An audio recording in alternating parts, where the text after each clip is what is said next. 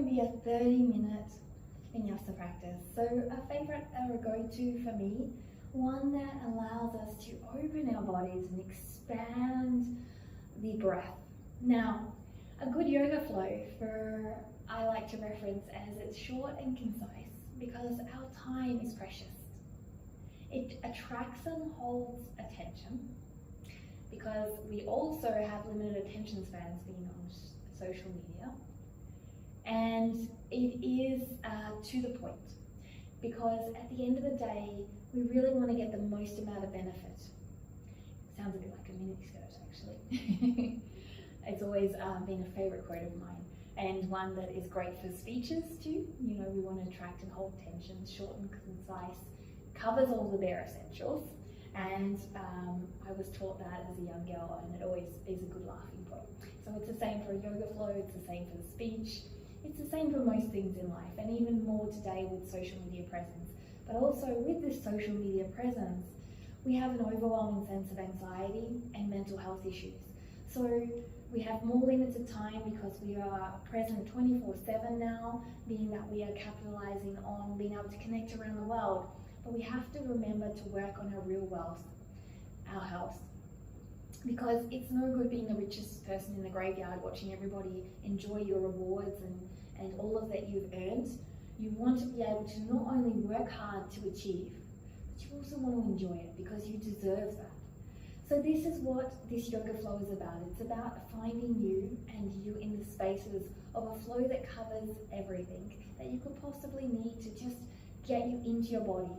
Another reason this is important to get into our bodies is that our whole life is about our nervous system. If our nervous system is out of whack, which it tends to be these days, then we will be.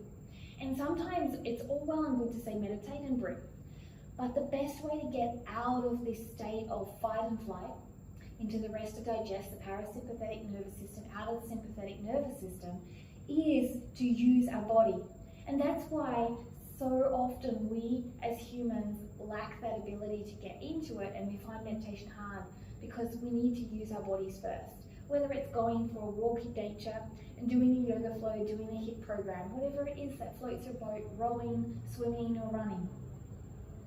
Moving the body, dancing is the way to get into it. Using our senses, using our sensations and feels and physical touches, using all of this to get into our breath.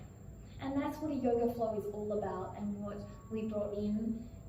Originally it was always breath work, but then we brought it in because a lot of people weren't able to get into their bodies. And so it's become the Western notion of doing asanas, but we forget that the real reason to do it is to calm us down. So at the end of this practice, you have a little short meditation too, to keep yourself feeling well and keeping in the rest and digest and the flowing sense of peace and calm just for a few minutes. And hopefully it will extend out into the rest of your day.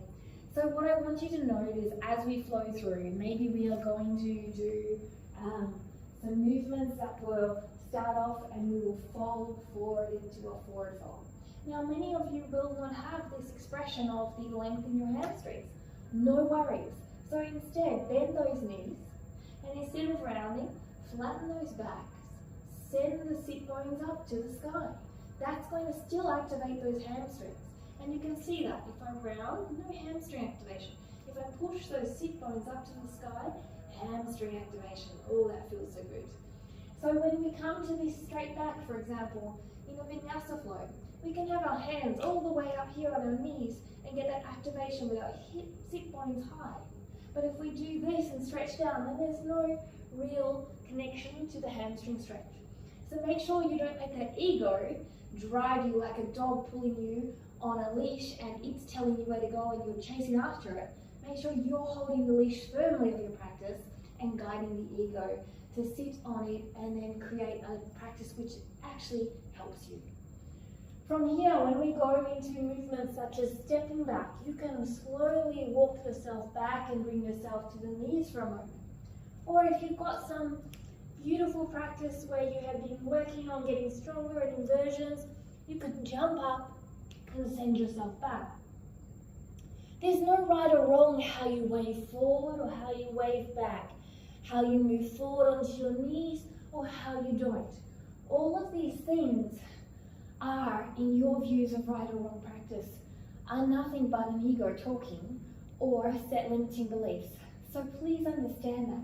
When we come to things such as balance, I'm going to bring in here a crow. You can move through that crow, just moving into your tiptoes and back out. Into your tiptoes and back out. Or you can move one foot out and then the other foot off. You don't have to come into that full crow. When we come into a headstand practice, if you don't have a headstand practice, then you could just come into a nice deep forward fold and hang out there.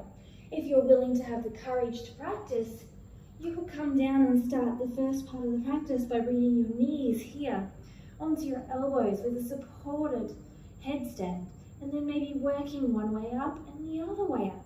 So you don't have to start in a full headstand practice. This is not where we're leading to.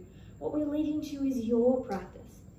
When we come to back bends and wheels, sure, you might want to go up into a wheel, but is that right for you today? Some days a wheel is not right for me. My hip flexors and shoulders feel sensitive, and I love wheel practices and I go deep. But sometimes you have to listen to your body. So moderate as you need to. Bring yourself down, lift yourself up, and maybe sit here in a nice bridge pose. Take your time to feel your body. Remember, I will give you cues as you go through your practice.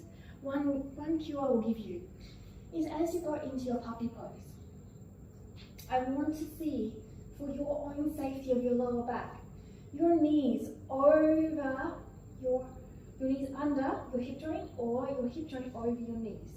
So not too far forward, because if I do this and I come down here, I'm sinking into my lower back and I can actually feel discomfort here. Okay, so we want to bring ourselves back here. Now, if this is all you go down, that is all you go down, but at least you're going down into a puppy pose where you are not creating some type of niggle or injury in your body. So slowly come down, slowly come down, slowly come down. Your head can touch the ground and your chest doesn't even go near it. That's perfect, as long as you're not doing this. Take your time with these poses. There's a reason for all of these recommendations. So yoga can hurt if we don't do things safely. Everything has its benefit, but we have to listen to our bodies and we have to listen to all the wonderful keys and instructions. And we have to realize that our personal best is different each day, not about getting better and deeper, but about feeling well first. The rest will align.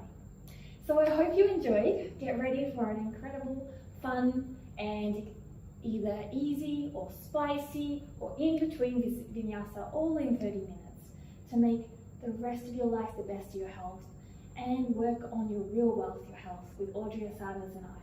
Don't forget to check out all our workouts, and I look forward to practicing with you.